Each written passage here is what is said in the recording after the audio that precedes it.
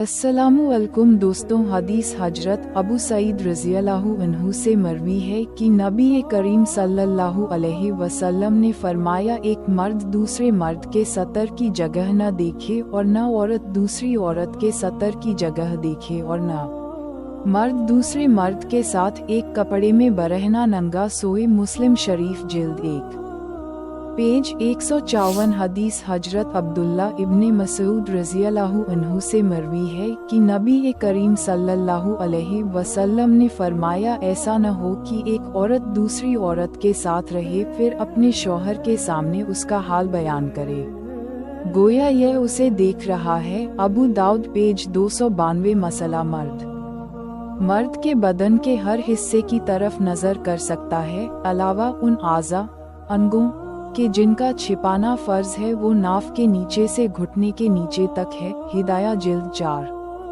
Page 443। मसला बहुत छोटे बच्चे के लिए सतरे औरत नहीं, यानी उसके बदन के किसी हिस्से का छुपाना फर्ज नहीं। फिर जब कुछ बड़ा हो जाए तो उसके आगे पीछे का मकाम छुपाना फर्ज है। बहारे शरीयत हिस्सा 16 पेज 75। मसला औरत का औरत को देखना, इसका वही हुक्म है जो मर्द को मर्द की तरफ नजर करने का है, यानी नाफ के नीचे से घुटने तक नहीं देख सकती, बाकी आज़ा अंगों की तरफ नजर कर सकती है, जबकि शहवत का अनेशा न हो।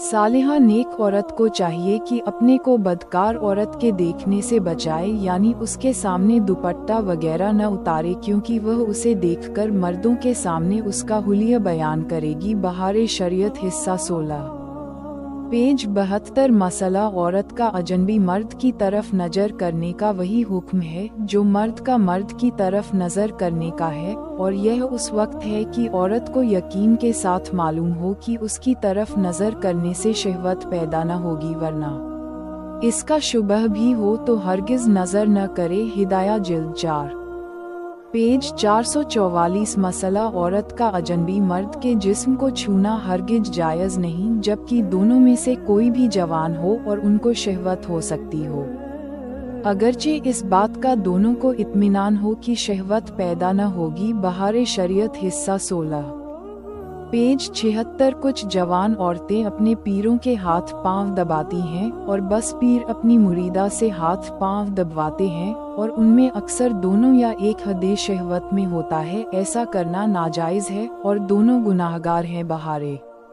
शरीयत हिस्सा 16 पेज 77। मसला अजनबिया औरत की तरफ नजर करने का हुक्म ये है कि ज़रूरतन उसके चेहरे और हथेली की तरफ नजर करना जायज़ है, मगर छूना जायज़ नहीं, अगरचे शहवत का अनेशा न हो। बहारे शरीयत हिस्सा 16 पेज 78। मसला मर्द महरमा औरत के सर, सीना, पिंडली, बाजू, कलाई, गर्दन, कदम की तरफ नजर कर सकता है, जबकि दोनों में से किसी को शहवत का अनेशा न हो। महरमों के पेट, पीठ और रान की तरफ नजर करना नाजायज है। हिदाया जिल्द 4 पेज 444। मसला जिस उस अंग की तरफ नजर करना नाजायज है, अगर वह बदन से जुदा हो जाए तब भी उसकी तरफ नजर करना नाजायज ही रहेगा। मसलन पैरों के बाल, उनको जुदा करने के बाद भी दूसरा शख्स नहीं देख सकता। औरत के सर के बाल या उसके पांव या कलाई की डीकी उसके मरने के बाद भी अजनबी आदमी नहीं देख सकता।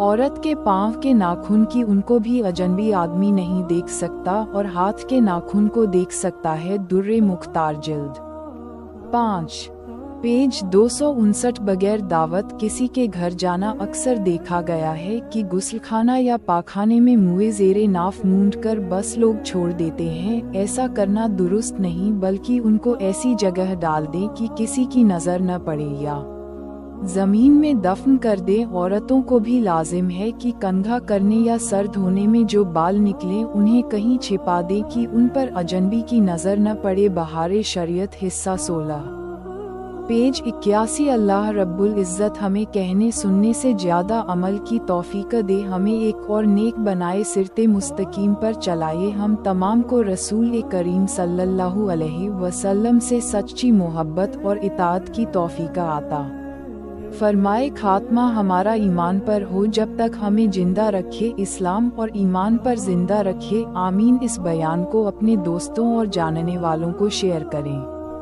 تاکہ دوسروں کو بھی آپ کی ذات و مال سے فائدہ ہو اور یہ آپ کے لیے صدقہ جاریہ بھی ہو جائے۔ کیا پتہ اللہ تعالیٰ کو ہماری یہ ادا پسند آ جائے اور جنت میں جانے والوں میں شمار کر دے۔ اللہ تعالیٰ ہمیں علم سیکھنے اور اسے دوسروں تک پہنچانے کی توفیق عطا فرمائے، آمین۔ خدا حافظ۔